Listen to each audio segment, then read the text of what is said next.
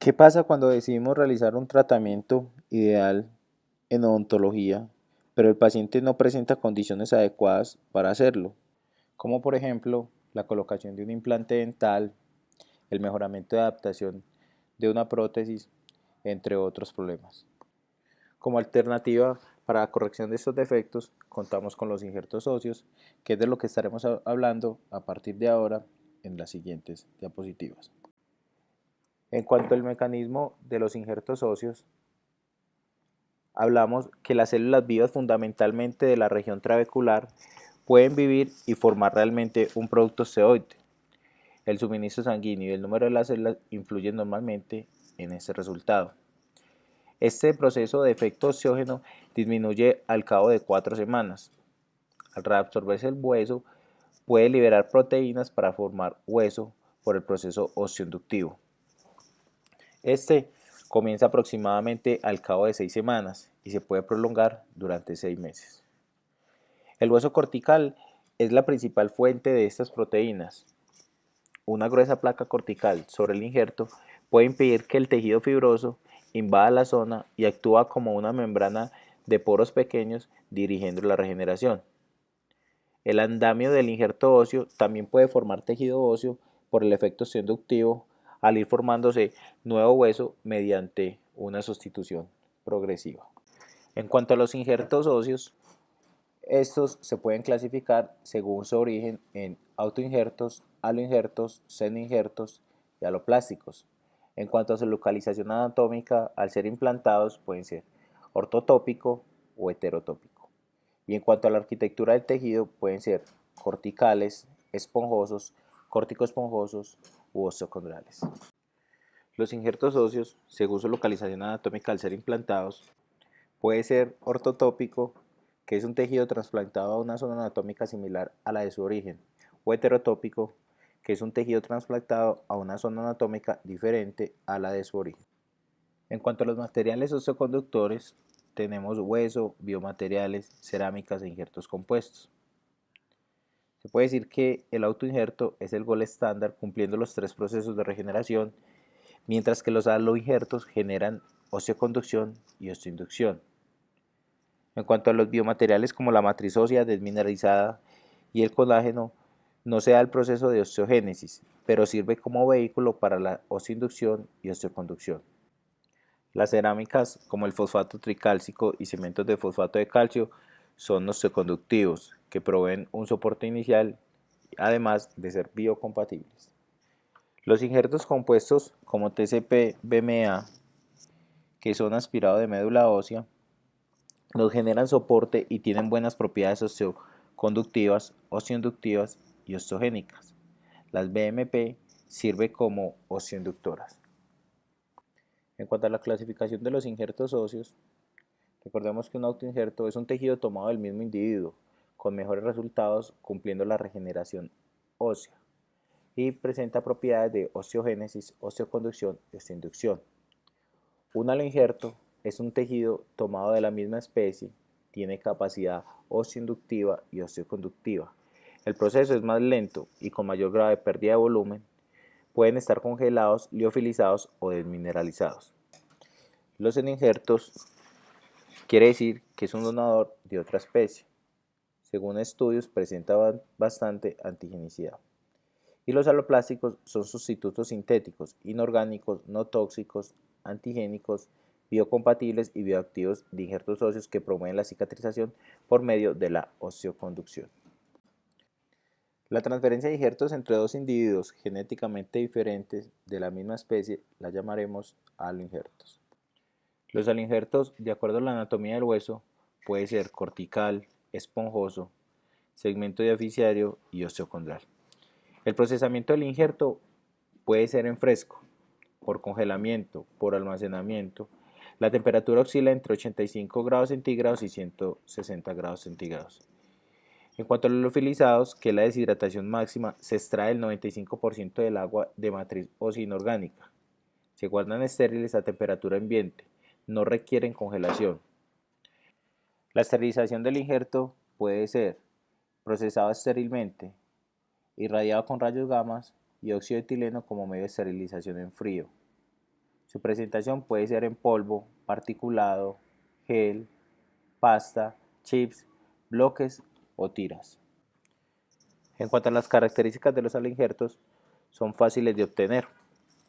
Necesitan un proceso de almacenamiento específico, tienen propiedades osteoconductivas y osteoinductivas. Se puede encontrar particulado o en bloque, evitando una segunda intervención en el paciente. Como desventaja, pueden provocar una respuesta inmune por ser un cuerpo extraño para el paciente. Los tiempos biológicos, del día 10 a 12 hay una invasión osteoblástica, del día 12 al 18 hay una remodelación osteoblástica y de 6 a 8 meses encontramos hueso nuevo. La anatomía del injerto presenta una clasificación que es corticales, esponjosos, corticoesponjosos, osteocondrales. En cuanto a los corticales, provee resistencia y rigidez, es compacto y con menor irrigación. Las trabéculas óseas separadas por espacios medulares pequeños lo encontramos en el hueso tipo 1 y tipo 2. En cuanto a córtico esponjoso, es un hueso mixto de delgada capa cortical alrededor de un hueso denso trabeculado con más irrigación. Lo encontramos en el hueso tipo 2. El esponjoso es una cortical delgada con núcleo esponjoso, trabéculas óseas atravesadas por grandes vasos sanguíneos, que es característico del hueso tipo 4. Y en cuanto a los osteocondrales, son un hueso compacto o esponjoso que contiene una parte de tejido cartilaginoso presente en las articulaciones. Estructura ósea. La cortical produce un buen llenado mecánico. Se puede adaptar y contornear fácilmente. Se debe fijar por medio de placas y tornillos a presión. Esponjoso. Se fusiona rápidamente al lecho receptor, permite la revascularización, no presenta resistencia mecánica en grandes defectos. En cuanto al bloque, el número de células es mayor, fijado con tornillos para inmovilizarlo y otorgar estabilidad mecánica. Está indicado para aumento vertical y horizontal de la cresta ósea. El particulado tiene una tasa de reabsorción aumentada por el tamaño de las partículas, permite mayor osteoconducción y osteoinducción, indicado para defectos periimplantarios, fenestraciones, dehiscencias, elevaciones de piso de seno maxilar y como complemento de injertos autólogos en bloque. El seno injerto se obtiene de individuos de diferente especie, donante y receptor de especies distintas. En los seno-injertos solo se utiliza su componente orgánico. Las fuentes de los seno-injertos. Tenemos la hidroxiapatita coralina, el injerto óseo de origen porcino, la hidroxiapatita bovina, que es hueso bovino inorgánico desproteinizado, o la hidroxiapatita ficógena, que está derivada de las algas marinas. Los seno-injertos son osteoconductores, no poseen propiedades osteoinductivas. Son derivados de animales con una desventaja, que pueden transmitir enfermedades o producir reacciones inmunológicas. Son de reabsorción lenta. En cuanto a las indicaciones clínicas, los podemos utilizar en regeneración ósea guiada, elevación de piso de seno, defectos periimplantarios o como complemento de autoinjertos. Membranas. Son materiales usados para la regeneración tisular y ósea guiada. Sirven como barrera para evitar la proliferación de células de tejido conectivo y epitelial. Tenemos unos criterios esenciales de diseño. Deben ser biocompatibles, inertes, estériles, fáciles de manejar, resistentes a la infección en caso de ser expuesta, y su reabsorción debe ser lenta. Las membranas reabsorbibles se clasifican en naturales y sintéticas. Las naturales son el colágeno, el sulfato cálcico y las proteínas del esmalte.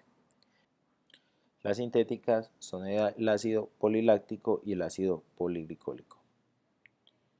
En cuanto a las membranas reabsorbibles, a las 2 semanas encontramos una repoblación celular, a los 2 meses una fase crítica de cicatrización y antes de 60 días una biodegradación.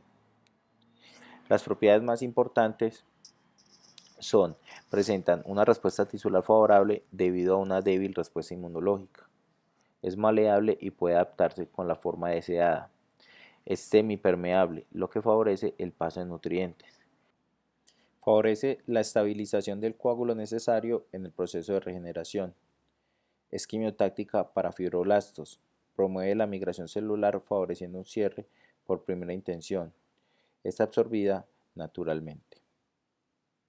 Membranas no reabsorbibles. Tenemos el politetrafluoretileno expandido, el acetato de celulosa, las láminas de silicona. Estas membranas requieren una segunda intervención para ser retiradas. Puede quedar expuestas en el medio oral. Requieren un control clínico y radiográfico.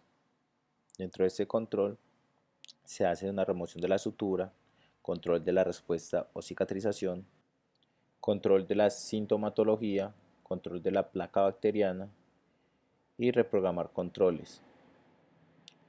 Una de sus ventajas es que mantienen su integridad estructural y pueden ser dejadas por mucho tiempo sobre los tejidos. Previene mecánicamente el contacto de células epiteliales y conectivas con la superficie radicular por fenómeno de inhibición de contacto. Por su superficie lisa impide la colonización bacteriana, disminuyendo así el riesgo de infección en el sitio tratado. Presenta desventajas como una segunda intervención quirúrgica para ser removidas, susceptibles a la contaminación bacteriana latente o posquirúrgica. El politetrafluoretileno es un polímero de fluorocarbono inerte, biocompatible, no poroso, no permite el crecimiento del tejido hacia adentro y no provoca reacción de cuerpo extraño. El politetrafluoretileno expandido provoca mínima reacción tisular inflamatoria. Constituye una microestructura de nodos sólidos y fibrillas.